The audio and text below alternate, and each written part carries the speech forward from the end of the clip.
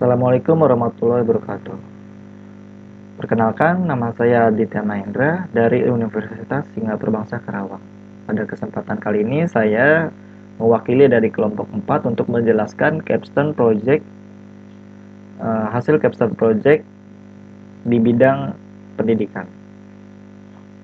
Sebelum berlanjut, saya perkenalkan kelompok dari capstone project kelompok 4 ini terdiri dari Ahmad Agung Zefi Syahputra dari Institut Teknologi Sumatera, lalu Aditya Mahendra Universitas Singapura Bangsa Karawang, Alfian Apriansyah dari Sekolah Tinggi Manajemen Informatika dan Komputer Jakarta, lalu yang terakhir ada Anis Setia Nurdiana dari Politeknik Negeri Semarang.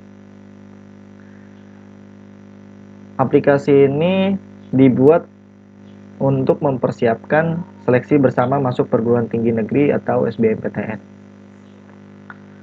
Tanpa menyita banyak waktu lagi, saya akan menjelaskan atau mendemokan hasil dari aplikasi yang bernama Site BK untuk situs UTBK.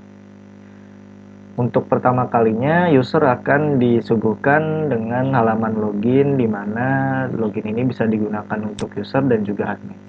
Tetapi posisikan bahwa saya pada kali ini tidak memiliki akun, maka saya harus mendaftar dan klik bagian ini. Setelah diklik, maka akan muncul form di mana kita harus mengisi biodata kita untuk menjadi sebuah akun nantinya untuk bisa masuk ke dalam halaman site BK. Maka saya akan tuliskan di sini, kita gunakan nama Anis Setia. Kita pakai gunakan salah satu nama anggota, lalu tempat lahir misal Semarang, alamatnya kini kita coba di Karawang, lalu jenis kelamin perempuan, tanggal lahir misal kita asumsikan 16 ya, 16 2021, asal sekolah misal SMKN 2 Karawang, jurusan dia Saintek, lalu username-nya kita gunakan nama depan dia Anis, lalu password kita gunakan Anis 123, lalu klik daftar. Kita tunggu, maka aplikasi akan menampilkan notifikasi berhasil tambah data yang menandakan bahwa akun ini telah berhasil dibuat. Lalu kita klik login untuk memastikan apakah akun bisa diakses. Kita akan login sebagai user dengan nama Anis, lalu passwordnya Anis 123, login. Maka untuk pertama kalinya user akan disuguhkan dengan dashboard dari aplikasi Site BK. Abaikan di bagian ini merupakan selain menggunakan login tadi, bisa juga aplikasi ini menggunakan akses login dari Microsoft 365 user. Ini karena saya memakai Microsoft 365 user, maka akan tampil seperti ini.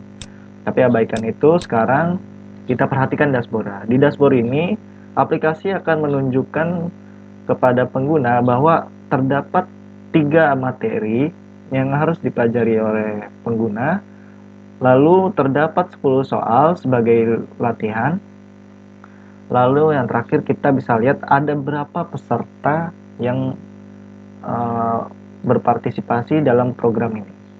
Lalu ada juga untuk shortcut button kalau misalnya pengguna ingin mempelajari materi secara langsung tanpa mengklik bagian ini, bisa lewat sini. Lalu jika ingin memulai tes, maka pengguna bisa langsung klik bagian ini. Kita asumsikan saya masuk ke bagian materi. Ini akan masuk ke halaman materi. Bisa lewat sini atau lewat sini. Tapi saya lebih prefer lewat sini karena sudah terletak di depan. Kita lihat materi. Selanjutnya, pengguna akan disuguhkan dengan materi-materi yang berkaitan dengan seleksi SBMPTN seperti Saintek, Sosum, dan TPS. Tetapi ini bukan karena aplikasinya yang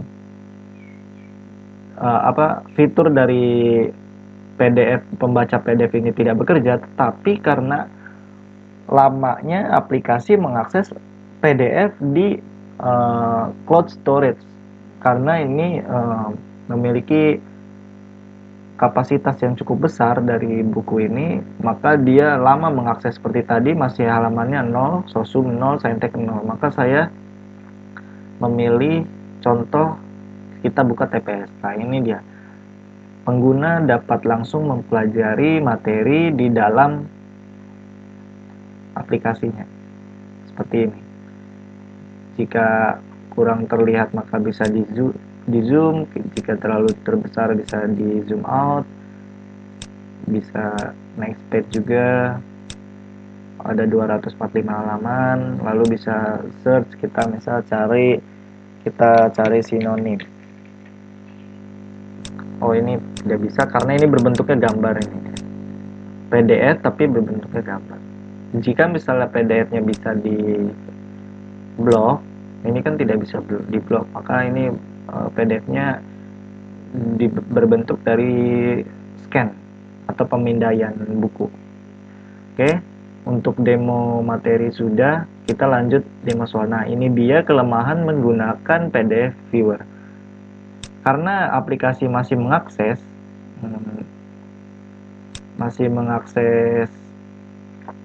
dokumen-dokumen PDF di cloud storage, maka aplikasi berjalan lambat. Ini solusi yang belum bisa kita tangani. Kita tunggu sampai aplikasi merespon kembali.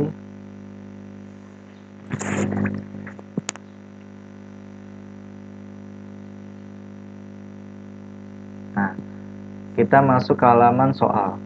Halaman soal ini adalah halaman di mana pengguna dapat langsung memulai tes. Bisa berbentuk mulai tesnya itu dengan bentuk portrait ataupun landscape sesuai dengan device yang digunakan pengguna. Misal karena saya menggunakan laptop saya, maka menggunakan mode landscape. Seperti inilah tampilan dari soal yang berbentuk landscape. Di sini pengguna akan mengisi beberapa soal kita isi, misal, lalu klik next.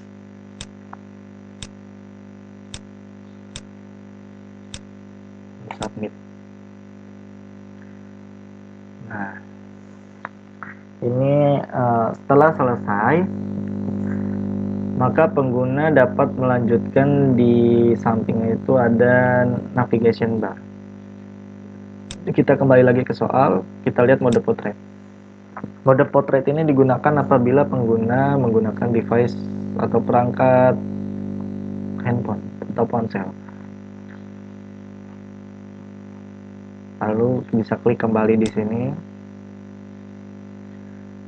Mode soal sudah, lalu kita lihat halaman info. Di halaman info ini, setelah pengguna berlatih soal, maka bisa langsung mendaftarkan registrasi akun ke website LTMPT langsung, aktivasi email, lupa password, pendaftaran KIP siswa lulusan negeri, dan perbaikan NIK. Ini semua fitur yang berhubungan dengan website LTMPT.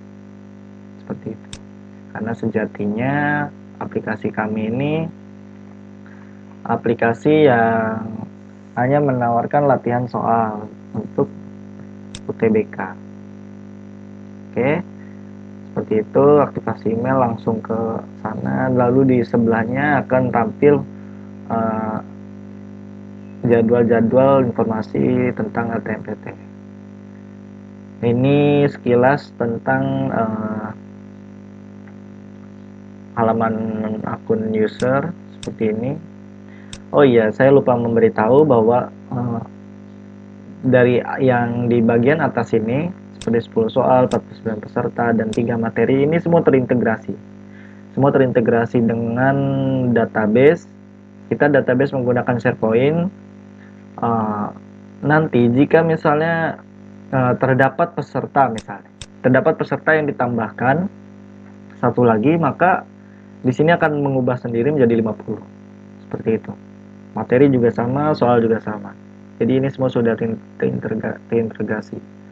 Lalu kita keluar, kita coba halaman admin.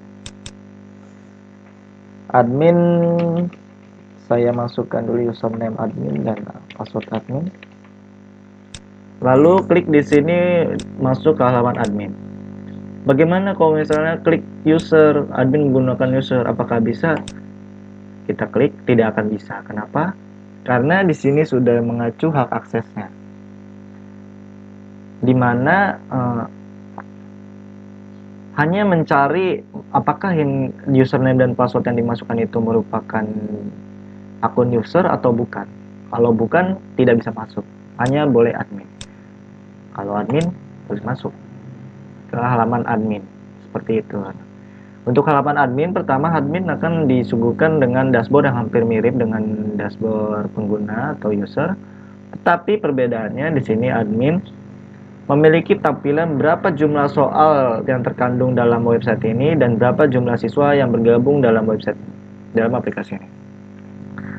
Semua dapat dilihat di sini. Ini sama seperti di halaman user tadi, ini semua terintegrasi.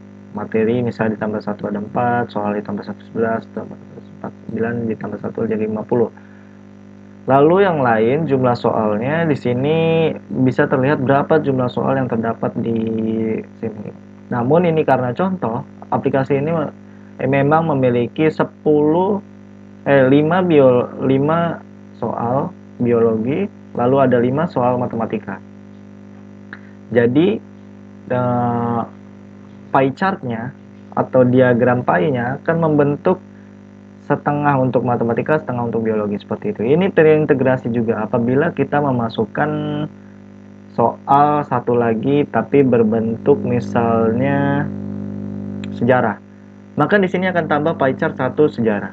Seperti itu. Lalu sama seperti jumlah siswa, berapa jumlah siswa yang tergabung dalam aplikasi ini.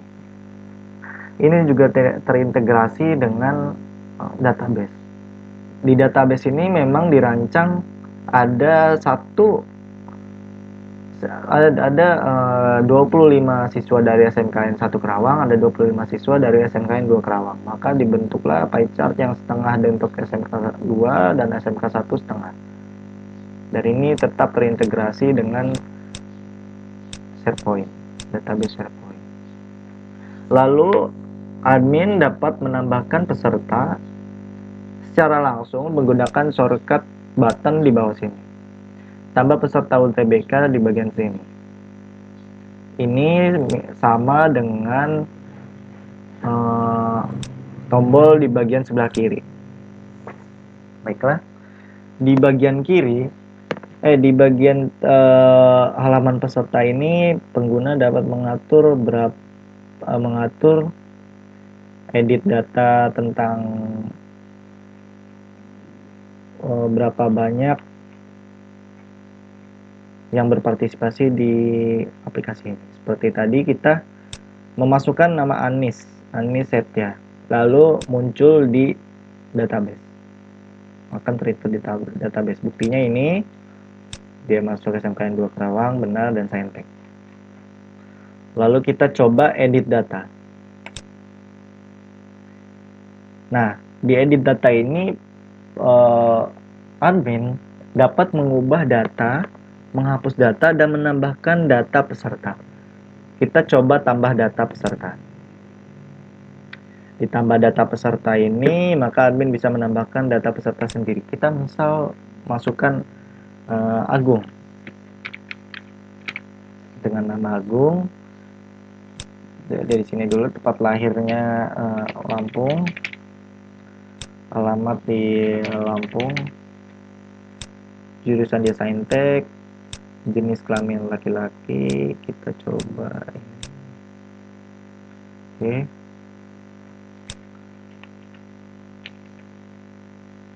Asal sekolah SMKN 1 Karawang.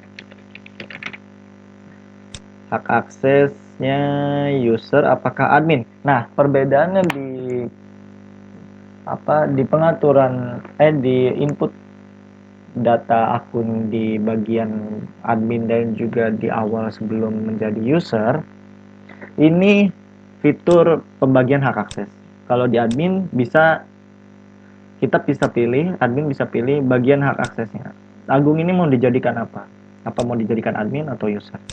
Kalau di awal tadi tidak. Kalau sebelum menjadi pengguna di aplikasi ini tidak bisa memilih dia ingin menggunakan hak akses user atau admin.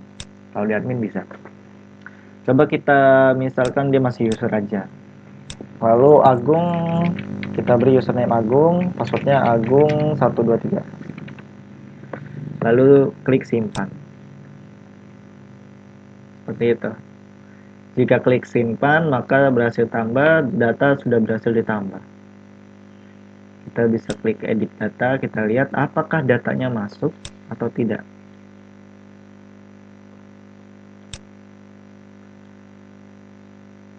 Data masuk. Agung, ini dia Agung, Lampung, segala macam. Biodata yang kita isi tadi. Bagaimana kalau datanya salah? Misal saya salah nama bukan Agung, tapi Ahmad Agung. Kita ubah. Kita klik pensil tadi. Batal dulu. Kita lihat. Kita klik pensil tadi. Ini kita klik pensil untuk mengedit. Lalu klik di sini Ahmad Agung. Lalu kita simpan. Berhasil, data telah berhasil. Lalu kita lihat lagi apakah berhasil teredit. Bisa. Akun sudah teredit. Oke. Fitur edit telah jalan, lalu kita gunakan fitur delete. Kita delete yang Agung ini. Sudah. Lihat. Langsung terhapus Agung. Seperti itu. Kita tambah peserta lagi biar jadi 50. Alfian. Tempat lahir Jakarta. Alamat Jakarta. Terus kami laki-laki, tanggal lahir. Oke. Sekolah. Kawan. Aksesnya kita berikan user. Alfian, username-nya passwordnya Alfian. Bagaimana kalau misalnya udah ngisi tapi kita batalkan? Batal saja. Tidak akan masuk data tersebut. Kayak gitu. Maka tambah peserta lagi, data masih tersimpan, kita simpan. Oke. Kita lihat lagi edit data. Kita lihat apakah data masuk, data telah masuk. Oh, saya lupa mengklik Saintek atau Sosum. Kita kliklah Saintek atau Sosum jurusan. Sosum misalnya. Dari tadi kita klik Saintek terus. Sosum. Alfian masuk ke kategori Sosum. Seperti itu. Tambah data berhasil, edit data berhasil, delete juga berhasil. CRUD telah berjalan dengan lancar. Kita lihat data lagi. Kita lihat data apakah muncul di halaman depan dari halaman peserta. Muncul. Semua muncul kecuali hak akses. Apakah user atau admin. Seperti itu. Lalu bagaimana kalau misalnya mau cetak semua data ini, semua data peserta ini? Bisa langsung klik cetak saja. Ini akan terintegrasi langsung ke halaman Power BI. Seperti itu.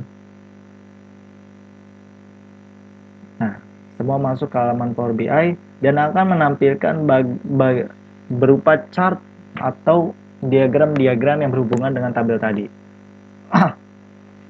Misal, kita ingin melihat misal ya dari asal sekolah sama count row, kita hitung berapa ada baris row yang telah kita input.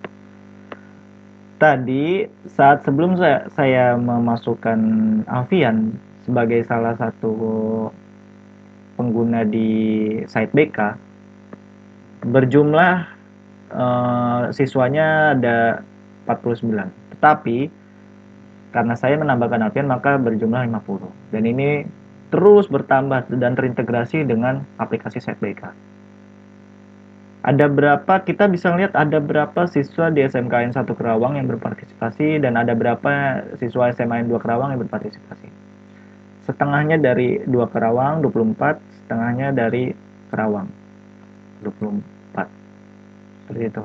Sisanya nah, kalau misalnya input dari data tersebut berbeda, kapital dan uppercase dan lowercase-nya, maka akan menambahkan salah satu diagram lagi. Karena ini berbentuk case sensitif juga, seperti itu. Karena saya tadi memasukkannya Karawangnya lowercase atau sentence case, maka akan menambahkan ke sini. Lalu jurusan, kita lihat jurusan. Ada berapa jurusan yang terlihat di sini ya? Peserta by jurusan. Jadi peserta yang jurusan dari Saintek itu yang memilih Saintek ada 26, ada yang Sosum 24, seperti itu. Lalu kita lihat lagi, misal tidak ada yang bisa dilihat lagi ya, ID jenis kelamin. Jenis kelamin kita lihat. Jenis kelamin ini bisa diilustrasikan dengan grafik. Jenis kelamin. Oke, ada 27 orang perempuan peserta yang mengikuti dan ada laki-laki 23 orang, seperti itu. Setelah selesai, misal admin ingin publish the list, lalu kita klik tabel peserta data, publish.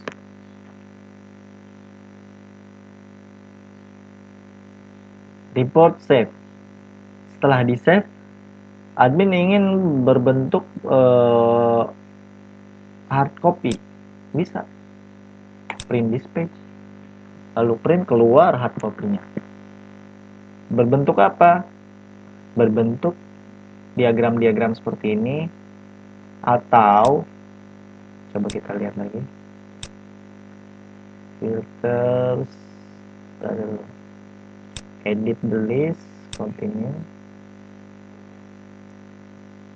visual tabel peserta.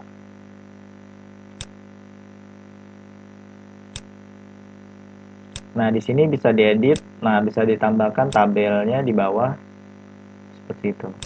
Seperti layaknya kita menggunakan Power BI saja. Oke, kita delete.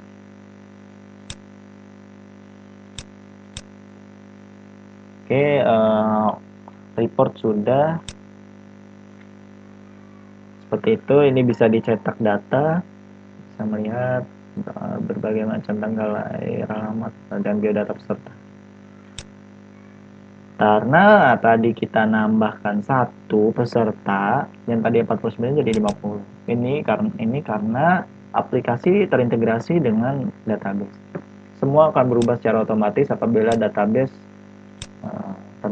terdapat perubahan data di database. Oke, saya keluar lagi.